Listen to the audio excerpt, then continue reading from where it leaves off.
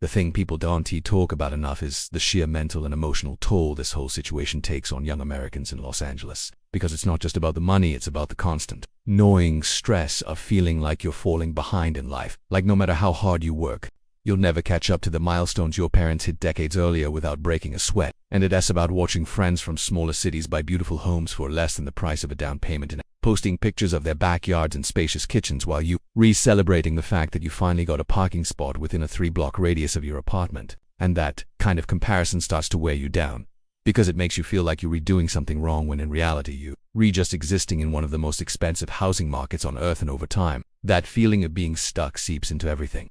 Your career choices, your relationships, even your self-worth.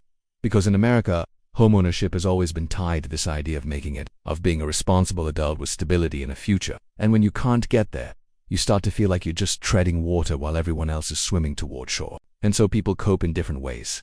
Some double down on the hustle, working longer hours, taking every gig they can get, living on caffeine and sheer willpower. Others just stop thinking about it altogether, deciding that the dream of owning a home in LA is about as realistic as becoming an A-list actor after your first audition. So they pour their energy into enjoying the parts of LA they can afford, hiking beach days, cheap taco trucks, and they tell themselves it's fine. They're happy even though a little voice in the back of their mind still wonders what it would be like to have a place of their own, a door they could lock that no landlord could take away. And then there's a third group that just leaves, packing up their lives and moving to cities where the housing market hasn't reached cartoon villain levels of greed.